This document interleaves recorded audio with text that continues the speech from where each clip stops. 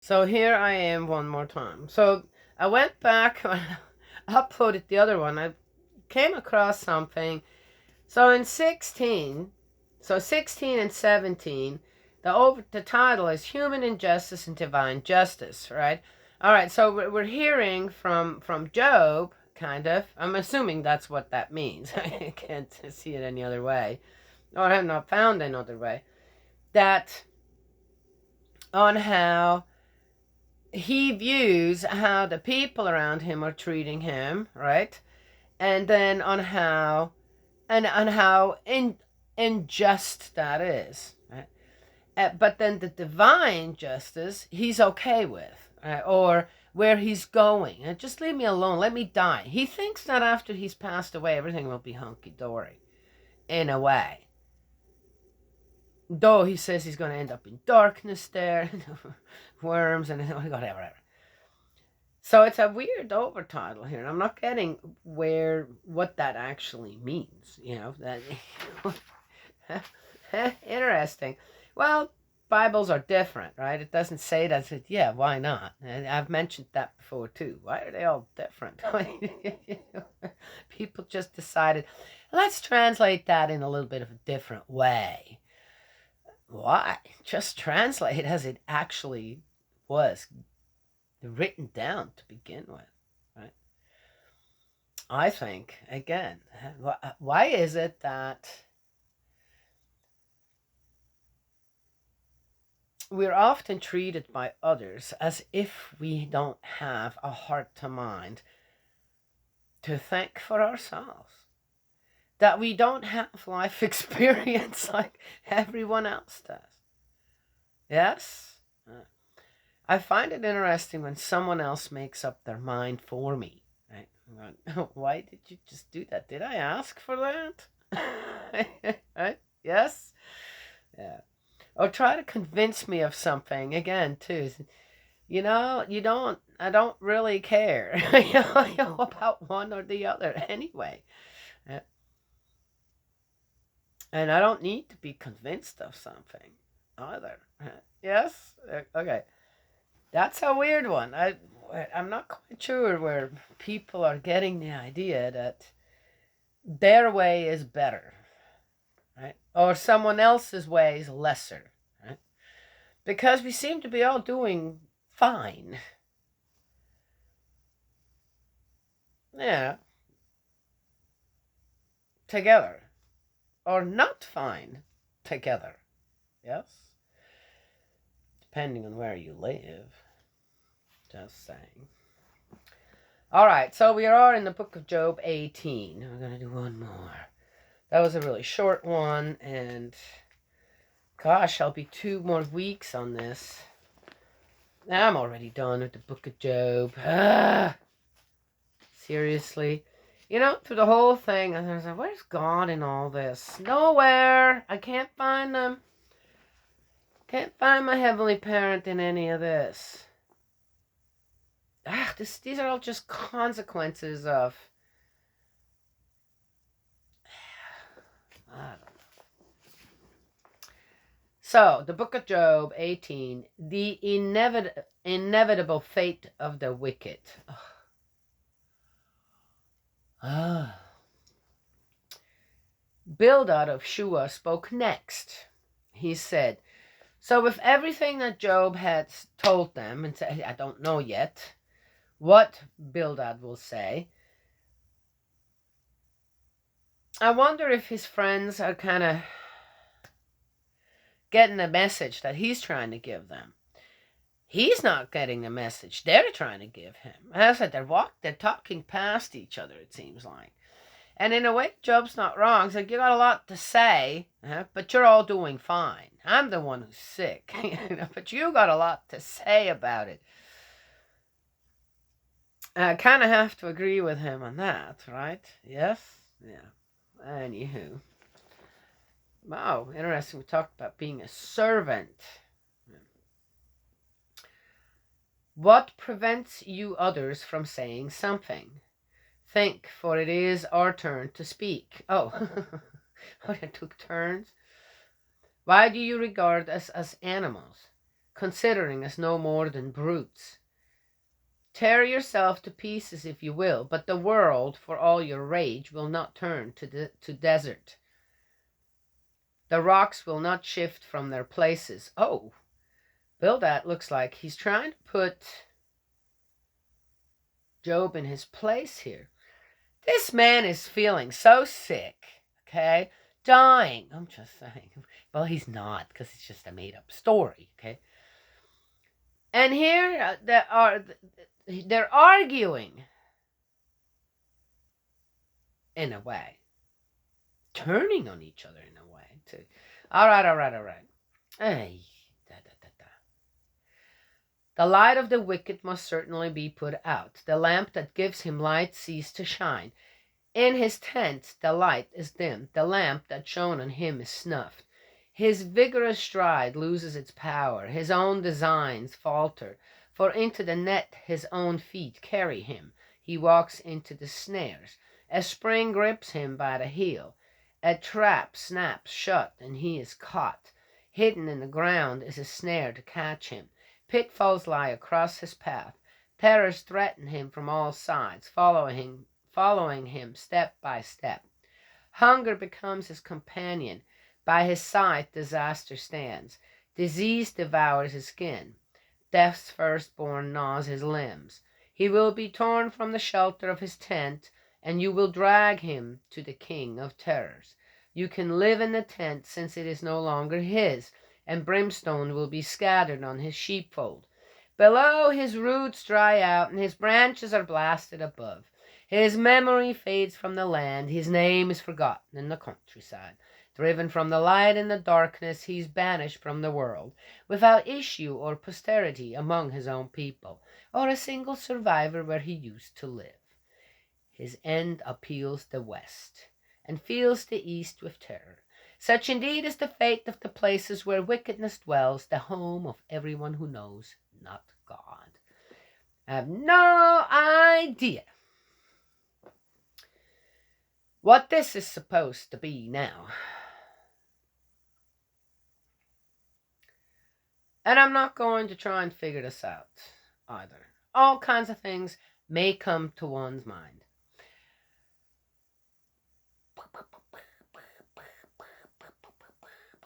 I have no idea where this came from. It doesn't say who had all these thoughts running through his head. No doubt it wasn't the woman. And why this ended up as the book of Job in the Bible. Maybe somebody else knows. Maybe I should go and check that out. Why would I go and check that out? Somebody had decided this is a masterpiece of poetry. What, let's stick it in the Bible and make some kind of a weirdo story around it so it fits in the Bible? This is, why not just take it and put it in a make its own little books, a poetry book or something, right?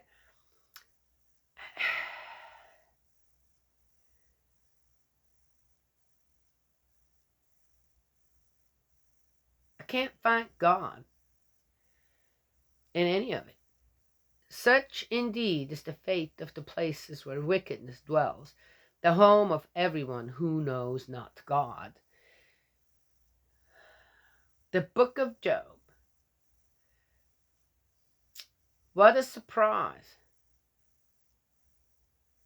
when one actually reads the whole thing. Yeah. Well, anyway, that's it. This is a short one, yes?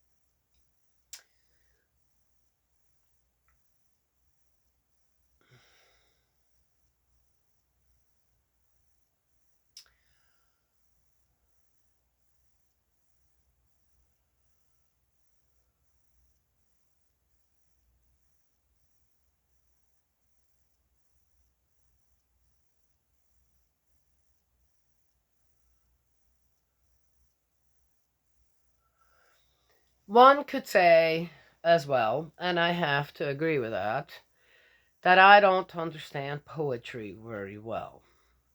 And that's absolutely true. I don't. I like a well worded, well expressed sentiment as much as the next person. Mm,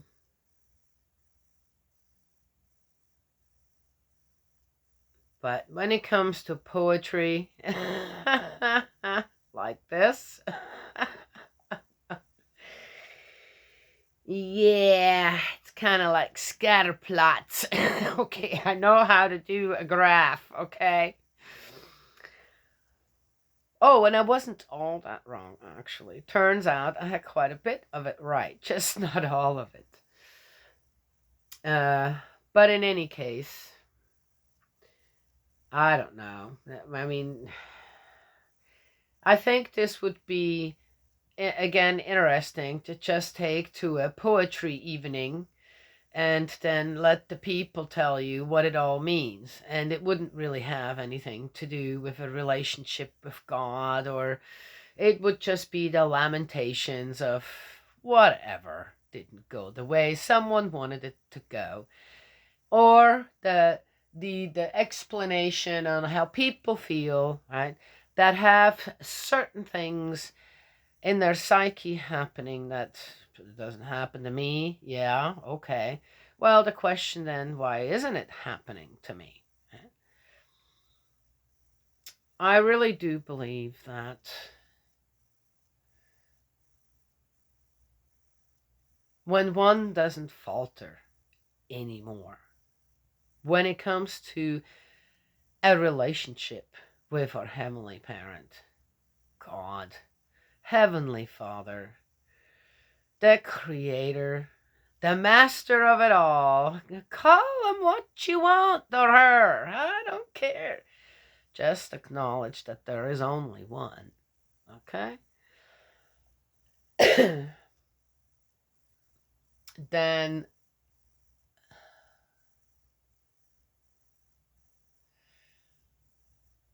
there is a lot of relief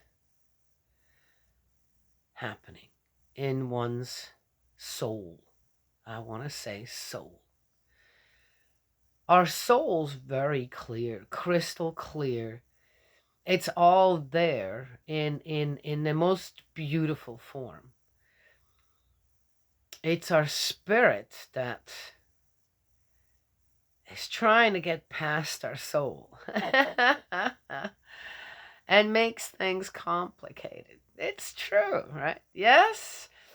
What keeps you awake at night more than anything is the thoughts running through your head, isn't it? Unless you're in pain like me, then your pain may be keeping you awake a little bit, right? Maybe both. And I find that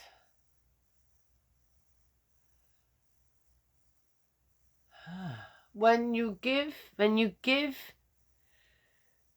over to your soul, right, which is what the origin of God, then it's things are just different. Um, they continuously keep on being different than what one may have experienced earlier in life. Yes. I was reminded again of the time when things fell in place for me.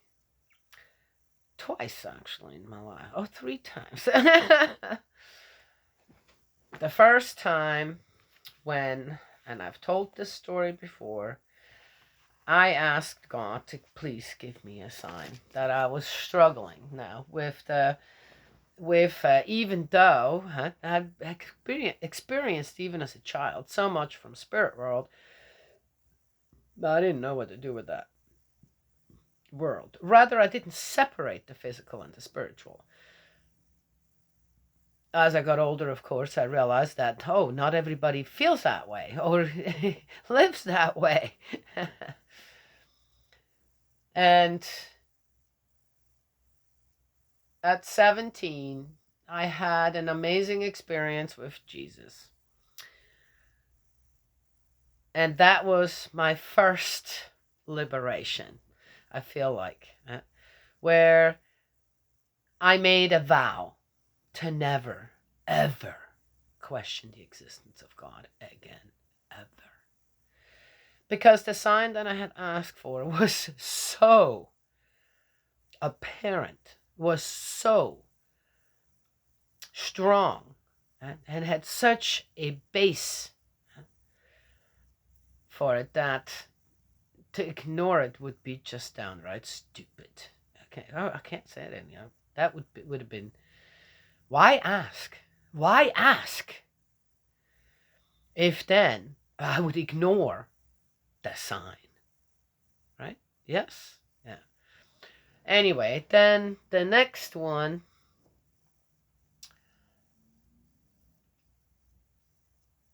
was when I met True Parents. Okay, when I went to the 3-day workshop, hadn't even met True Parents.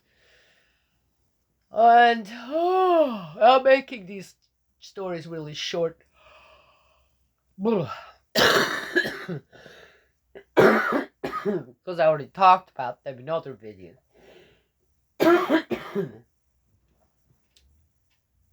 And I sat in that 3-day workshop. And I have had searched for answers to things that had happened to me all my life, where the religion of the people, the religion I grew up with, the people around me believing in God and religion, it didn't fit. It didn't.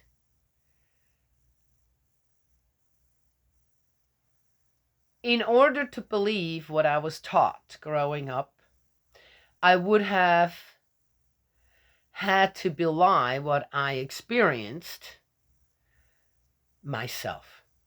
And of course, when you experience things yourself, now who are you going to believe? Your own experiences or someone else's? Or someone else that just tells you about theory, but there's no practice there. Okay. And when I went to the 3-day workshop to learn about the divine principle and true parents and the change of lineage, yes, I sat there. Kevin McCarthy. Oh, he's passed away now. He's in spirit world. Man, is it you that's been visiting here? Aye. Well, in any case, I've been surrounded by a couple of spirits, it feels like, that constantly are trying to. My mind starts to wander, not necessarily here on the video, but yeah, what am I doing? But otherwise. And I'm being pulled into a realm that I'm not quite sure why I need to be there, but okay. That's me. That's just me. That's how restoration works, and that's how you stay a servant. Yes? Okay. Both worlds. And I sat in that 3-day workshop. In the beginning, he said, I'm going to tell you, you will see that if you pay attention, the sleepy spirits, right? Yes, they're kind of neutral. They're not positive. They're not negative. Okay, they're just there.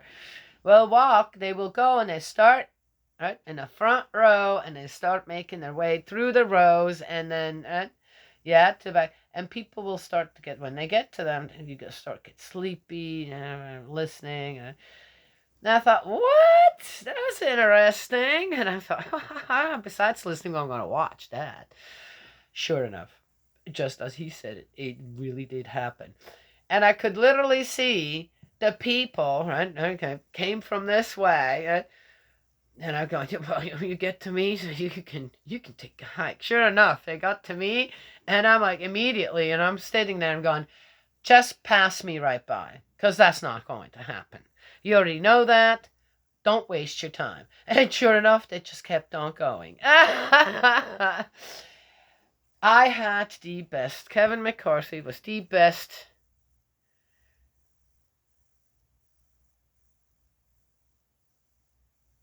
teacher that you could have had. A 3-day workshop. He was very straightforward, very honest about it. And I just sat there mesmerized for 3 days on how all my spiritual experiences that I've had till then, on how they righted themselves, on how the way that I grew up and questioned certain things that I was taught out of the Bible, yes, and the holidays that we had, and the stuff that went, and what I was told on why these things happened, for example, Jesus' death, suddenly became right. Suddenly I realized, oh, wow. So I'm not all that far out with what my experiences are teaching me versus what I'm being taught just in theory. And that was it. I knew I was in the right place, that I wanted to learn more about it and become better at what I was already doing. And that was that. I was so convinced, I am so convinced, that the divine principle, true parents, as the second coming, and the change of lineage, the blessing, is so right, so absolutely God's plan and will for the restoration path of mankind to become good again. Yeah, okay. That I told I was already married. I already had a child. That I told my husband if he wasn't willing to go to the blessing, I gave it some time. And he was the one who introduced me to that church, by the way, that movement. I said if he wasn't willing to do that, I would divorce him and go and find me someone who was willing. That's how convinced I was. After even years and years, there was 10 years. It took 10 years before we ended up going to the blessing. But after 10 years, I said, you know what? I'm not that kind of person. You got me into this. It was exactly what I was looking for, or rather, what I needed to strengthen my own experiences and know what to do with them and where to go with them. And then, of course, be what? The first generation in my ancestry and my descendants to do what? To connect back to God's root and absolutely disconnect from Satan. Yes, that God Almighty infectious disease we started or got started in the Garden of Eden. And he was like, well, okay. So we went. Then I suffered from migraines since the third time. I suffered from migraines since I've been 6 years old. It's either a headache or a migraine, right? A lot. Enough. Which, yeah. Anyway, when I hit, gosh, I'm trying to remember. I had my youngest one at 32, 33. I was 37 or 38 when we moved to Kentucky. Yeah, that's right. And about 6 months before that, before we moved, right? Otherwise I could have just chucked it up to, I live now in cleaner air. This. Yeah, but that, wait a minute. Switzerland was very clean air too when I grew up. Okay, all right. About 6 months, I'd say, before we moved to Kentucky from California, from the city by the ocean, into the mountains, back into the mountains. Oh, thank you, Father. And I didn't even notice it then. My migraines and my headaches stopped. It just stopped. But there was something that happened with the sale of our house. And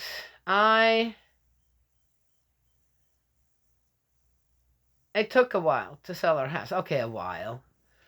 That process just a little till you get it all ready to snap. But I made a condition before we left there, because that's also my husband's hometown. Okay, hometown Providence. We were at that level, and I said, okay, I wasn't still, even though I had all this information, I got so many things, and I was studying, right? Now sat in the right place when it came to the experiences that I had in my heart to mind. I studied a lot. I did. I studied the divine principle and the Bible and all kinds of other things, herbs, spiritual healing. It was so much, okay, that I was doing, but I didn't commit. I learned about all the condition making. I on how that works.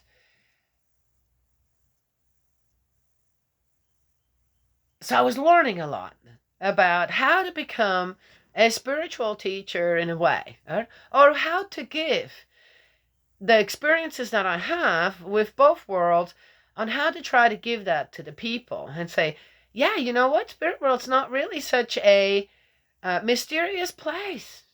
Yes. Yeah. And before, as a condition, before we started to sell the house, I said, okay,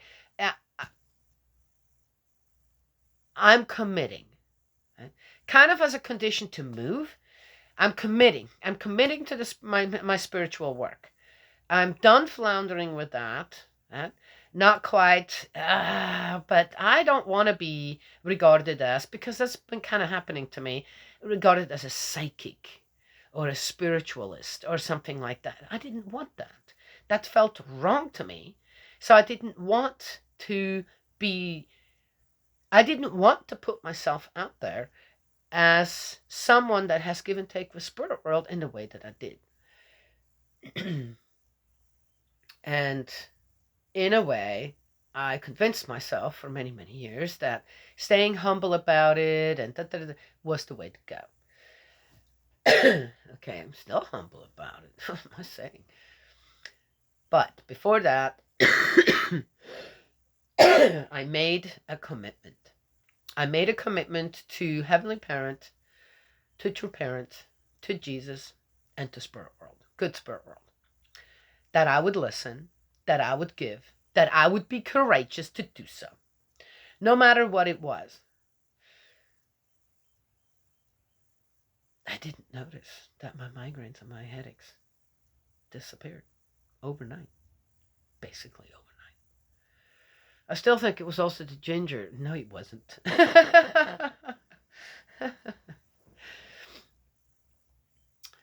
Then when we moved here and started building the houses, and of course we were so busy, and it took several months still for me to realize that I have not had a headache or a migraine in how long? And it's been like this to this day. I get a headache every once in a while. But gosh, that's once a year.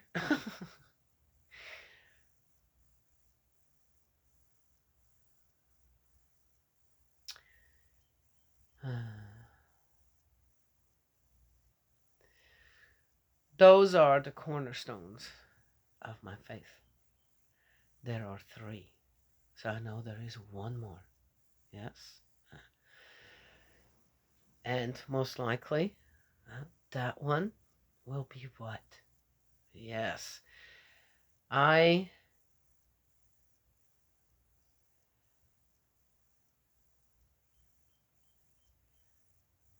thought about that last night as well, on how I could write a book one way or the other.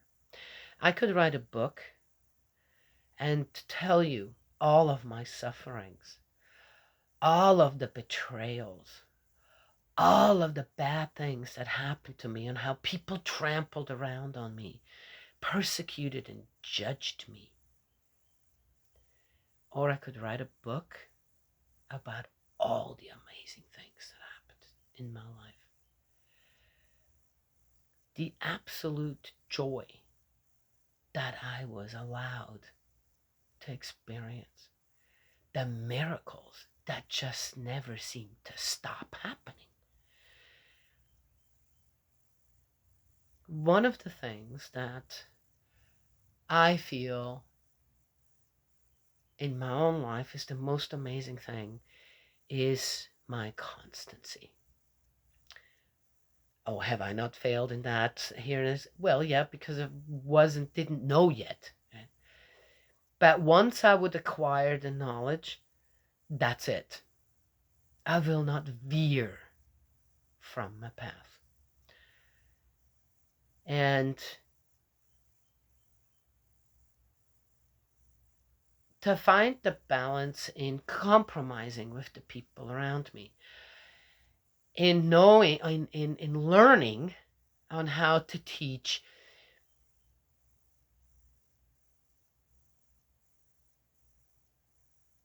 by remembering where my place is as well, right? Yes, and where other people's places are in my life, and according to that have give and take and communicate is one of the most amazing things that I have experienced, and I'm very proud of that I am able to do that. So, yes, I could keep on going, right? Yeah. Uh, uh,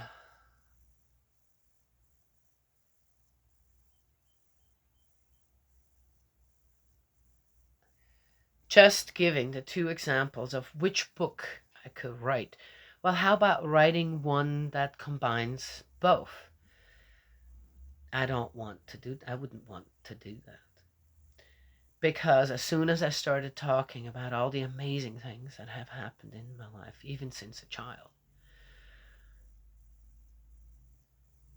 then the cornerstones always were positive. There was never anything negative, as Job is going through.